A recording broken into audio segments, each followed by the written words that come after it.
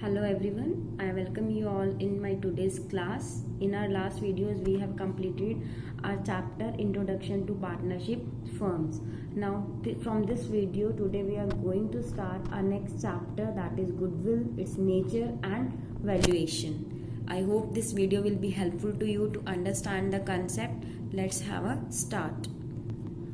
Before starting, first of all you will be thinking what is Goodwill? Goodwill होता क्या है?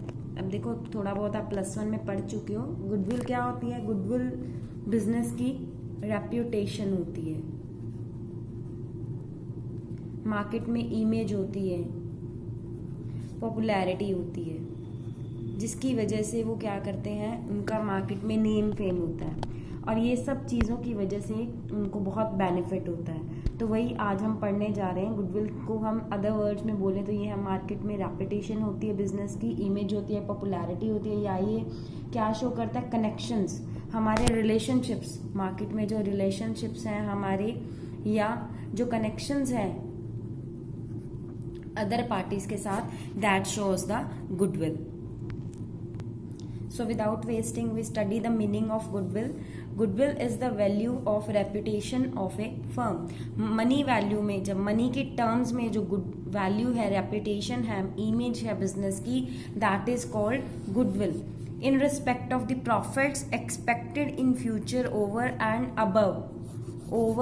Above the normal profits. जो normal, अगर हम दो बिजनेस एसोसिएशन है, सपोज एक एक्स और एक वाई, नॉर्मल टर्नओवर है कि जो भी हमने पैसा इन्वेस्ट किया 10% है, वाई को जो अर्निंग्स है 10% हो रही है, लेकिन जो हमारी रिटर्न ऑन इन्वेस्टमेंट है वो है 20%. तो ये हमारा डिफरेंस किसकी वजह से है? नॉर्मल प्रॉफिट तो 10% है कि मामूली सा जो है कि हाँ नॉर्मल इतना प्रॉफिट होता है, लेकिन हमें उससे ओवर एंड अबव हो रहा है, 20% हो रहा है. तो ये किसकी वजह से है? हमारी बिजनेस की रेप्यूटेशन की वजह से है. Normal profits earn by other similar firms belonging to the same industry. X और वाई दोनों सेम इंडस्ट्री के हैं, वाई को 10% प्रॉफिट हो रहा है, एक्स को 20% प्रॉफिट हो रहा है. Reason behind this difference is the goodwill, reputation of a firm, image in the market, connections, relationships, integrity, employees, all these things concerned is the result of this over and above the percentage of normal profit. तो ये हमारी क्या होती है? Goodwill होती है. तो definition will be, the term goodwill is generally used to denote the benefit arise from connections and reputation. Market में रेपुटेशन की वजह से जो हमें बेनिफिट्स हो रहे हैं, these are called goodwill. Next seats features. Goodwill is an intangible asset. देखो रेपुटेशन है, क्या आप रेपुटेशन को टच कर सकते हो? No, you just can measure it in the terms of money. इसके और फीचर है, it can not be sold. इसको आप पार्ट्स में, it can not be sold in parts और आइसोलेशन. आप इसको पार्ट्स में या आइसोलेट करके, तोड़कर बेच नहीं सकते. इसकी वैल्यू क्या हो सकती है? डिफर हो सकती है एस्टिमेटेड टू एस्टिमेटर, और इसकी value time to time increase और डिक्रीज होती रहती है. जैसी मार्केट होगी वैसे ये इंक्रीज या डिक्रीज होती रहती है. इसके फैक्टर्स ऑफ गुडविल की वजह से जो वैल्यू है गुडविल की, that get differ time to time according to the factors. Now next we have to see why we need to valuate the goodwill. हमें गुडविल की वैल्यूएशन करने की जरूरत क्यों पड़ती है? Why we need to calculate the goodwill? It may arise in the following causes. इसके कुछ रीजंस हैं. If change in profit, PSR means profit sharing ratio. अगर profit sharing ratio old partner, suppose A और B partners थे, पहले उनकी ratio थी 1:1, अब उन्होंने रेशो कर ली 3:2. तो पहले A के प्रॉफिट्स और B के प्रॉफिट्स थे इक्वल. अब उन प्रॉफिट्स में कुछ चेंजेस आ रहे हैं. सपोज पहले थे 10,000 प्रॉफिट, 10,000 है, तो दोनों को 5,000 मिल रहे थे. अब जब उन्होंने रेशो 3:2 कर ली तो उनका प्रॉफिट चेंज हो गया. अब प्रॉफिट कितना मिल रहा है? 10/5 2, इसको मिल रहा है 6,000, इसको मिल रहा है 4,000. अब इसका ये कम हुआ है. क्यों कम हुआ है? ये सब चीज़ों की वजह से हमें क्या निकालना पड़ता है? गुडविल को वैल्यूएट करना पड़ता है. इसके बारे में आप आगे पढ़ोगे, आपको और इजी समझ लग जाएगा।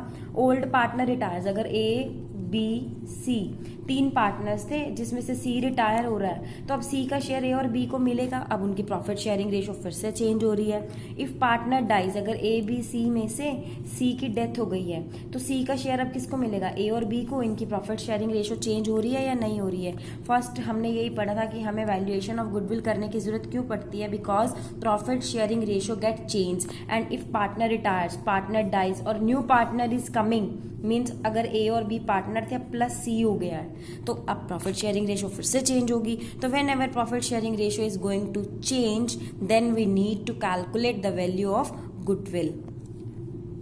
When the firm is sold as a going concern, हम आगे किसी और को बिजनेस बेच रहे हैं और वो बिजनेस गोइंग कंसर्न मीन्स आगे चलाएंगे वो बिजनेस, तो हमारे काम किए हुए जो हमने रेपुटेशन कमाई है उसकी वजह से हमें प्रॉफिट मिलेगा या नहीं मिलेगा।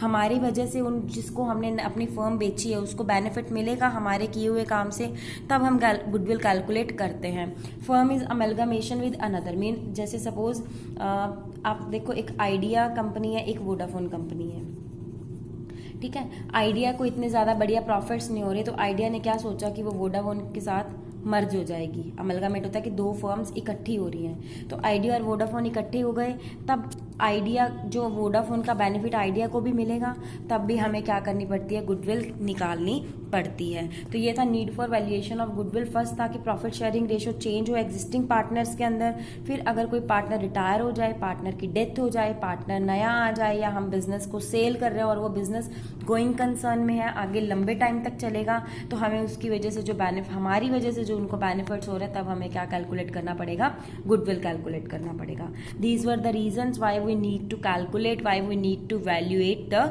गुडविल।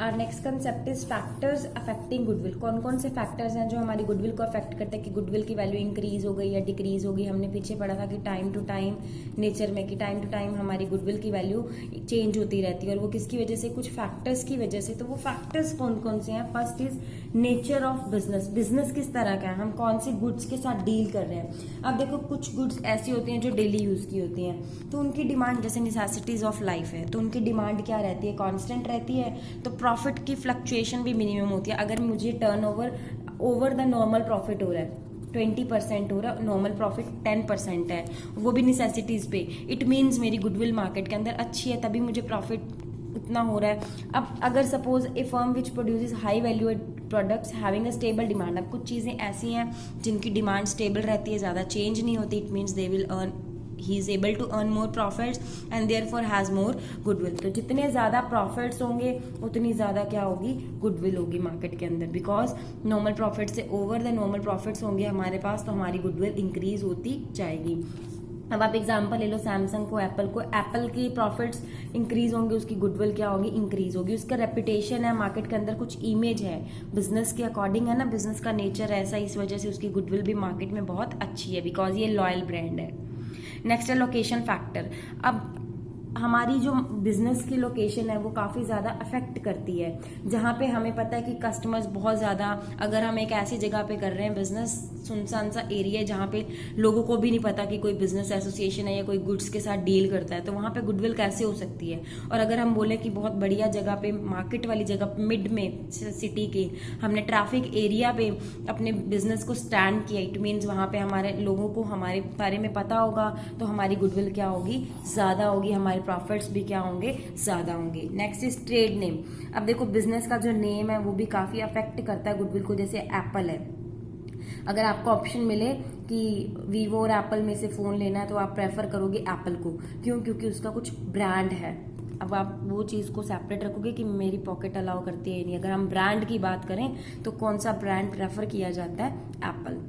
नेक्स्ट है स्किल इन मैनेजमेंट। अब देखो मैनेजमेंट भी बहुत इंपॉर्टेंट रोल प्ले करती है, बिजनेस में भी आप पढ़ते हो कि जितना अच्छे से मैनेज किया जाएगा उतनी ज़्यादा क्या होती है, बिजनेस के प्रॉफिट्स इंक्रीज होते रहते हैं। मार्केट कंडीशंस, अब देखो जहाँ पे इजीली बायर्स को हम अवेलेबल होंगे तो वो हमारी गुड्स खरीदेंगे, इट मीन्स हमारी गुडविल ज़्यादा होगी। अगर हम बायर्स को मिलेंगे ही नहीं, वो लोग ढूंढते रह जाएंगे, 4-4 घंटे उनको हमें ढूंढने में लग जाते हैं, it means now they are not able to find us, तो हमारी गुडविल भी क्या होगी, कम होगी।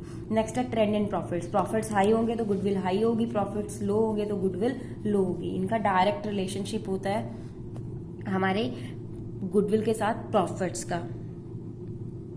What is the nature of the goodwill, goodwill का नेचर क्या है? अभी हमने पढ़ा कि it is an intangible asset which can not be seen, touched, melted और ब्रोकन एक्सेट्रा। ना तो हम इसको टच कर सकते हैं, ना देख सकते हैं, ना मेल्ट कर सकते हैं और ना ही तोड़ सकते हैं। It is also a fixed asset, ये भी फिक्स्ड एसेट है, लेकिन but it can not be sold during the continuance of the business. जैसे बिल्डिंग है हमारी फिक्स्ड एसेट है, प्लांट है फिक्स्ड एसेट है, इनको आप जब लगता है कि अब ये किसी काम की नहीं है, आप इनको सेल कर सकते हो, परचेज कर सकते हो। लेकिन गुडविल ऐसे हम बिजनेस के कॉन्टिन्यूएंस में ना तो खरीद सकते हैं और ना ही बेच सकते हैं। कब बेच सकते हैं? It is sold realised when the business is sold. अगर हम अपना पूरा का पूरा बिजनेस बेचेंगे तभी गुडविल बिक सकती है। ऐसे during the continuance of the year we can not sold our goodwill. Goodwill is related with the profits. ये किसके साथ रिलेटेड है? प्रॉफिट्स के साथ। अगर प्रॉफिट्स इंक्रीज होंगे तो गुडविल इंक्रीज होगी, प्रॉफिट डिक्रीज होंगे तो गुडविल डिक्रीज होगी। ये था हमारा nature of goodwill. Next concept, types और क्लासिफिकेशन ऑफ गुडविल। गुडविल होती कितने तरह की है? नॉर्मली इसको हमने क्लासिफाई किया अकाउंटिंग क्लासिफिकेशन और जूलॉजिकल क्लासिफिकेशन। अकाउंटिंग क्लासिफिकेशन जिसको जनरल पॉइंट ऑफ व्यू भी बोला जाता है। दो तरह की गुडविल है, first is purchased goodwill, second is self generated goodwill. Purchased goodwill वो होती है जिसको हम परचेज करते हैं किसी और के, जैसे ये कौन सी गुडविल है? The goodwill that is acquired by making a payment, जिसके लिए हमने पेमेंट करी और फिर उसको खरीदा है किसी परचेज कंसिडरेशन। कंसिडरेशन होता है बदले में, बिजनेस के बदले में हमने जो पेमेंट करी है उसके साथ हमें गुडविल भी मिली है, दैट इज परचेज्ड गुडविल।